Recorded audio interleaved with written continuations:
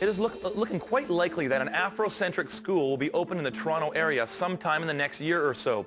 The idea is to help black students who are facing serious challenges within the Toronto school system. However, not everyone likes this plan. Raised in apartheid South Africa, Dr. Gideon Strauss was a translator at South Africa's Truth and Reconciliation Committee. Eventually leaving the country for Canada, he is now the Research and Education Director for the Christian Labour Association of Canada and is the editor of Comment, the publication of the Work Research Foundation. Welcome to the show.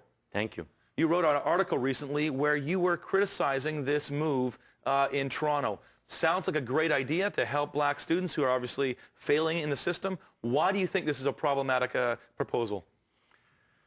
Randall, I think that students in Toronto do really need help, and that there are tremendous problems with many communities in Toronto and the education that children are receiving and the way in which they're taking that education on. But I don't think that a school that is racially focused, it may not be racially exclusive, but that's racially focused is the solution to this problem. You grew up in apartheid. You grew up in South Africa where it was racially focused. Yes. You seem to turn out pretty good. Why are you critical of that now?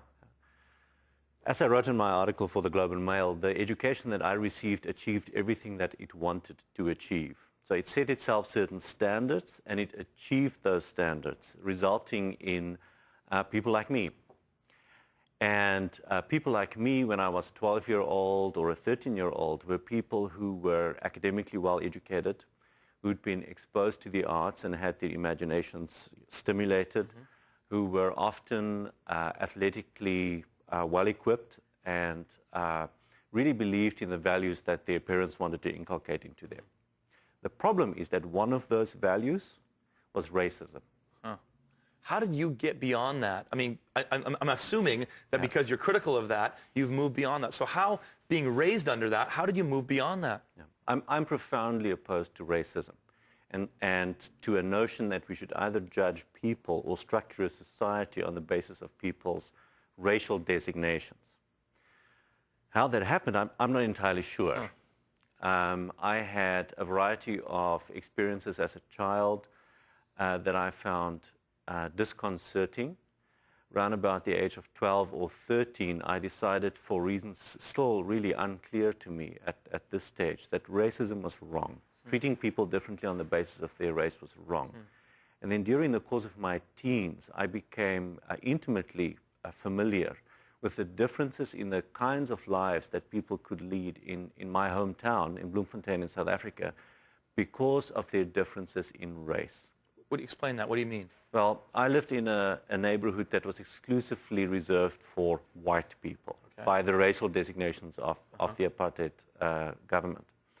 And we had everything that you could possibly imagine. We had a very high quality of life. We had paved streets. We had all the utilities available. We had great education.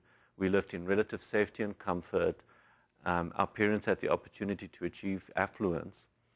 If you took your bicycle and cycled for half an hour across the city into the neighborhoods that were reserved for black South Africans, the conditions were radically different. People did not have paved roads. They had to walk and stand in line at a tap to get water for their homes. They did not have electricity brought to their homes. The schooling system was appalling. And so as a teenager, I made friends with black South Africans, interestingly enough, through a youth group, and visited my friends in their homes, and learning the very big differences between our lives, I think, was probably... And the differences were only, I mean, the way that came out was only because of the race that you had. It was exclusively the result of race. Now, these issues are always very complicated. We are talking about development in Africa, and in parts of Africa where racism has played a much lower role because there were far fewer white people and there was not a white supremacist government, there still is tremendous poverty. And so obviously the issues are complicated. Well, yeah, because, I mean, Gideon, the question I have is this. One could say in a multicultural framework, all cultures are equal. But are you opposed, I mean, is that what you're saying, that every culture is the same, it produces the same results? You just talked about a South Africa where some people were succeeding well, and yet now we see South Africa is seeming to descend into chaos. economically and such. So are all cultures equal? I think cultures are different from each other, and cultures strive for different purposes, and cultures fail or succeed at those things for which they strive. I don't know if equal is the right word, but certainly cultures are very different. And I think they should be judged on certain results that they have for people. I think the standard, in my opinion, should be human flourishing. Are people able to flourish in a particular cultural setting? But that's not the issue in Toronto. I am not opposed to recognizing cultural diversity in schooling. I'm opposed to centering schools on the characteristic of race.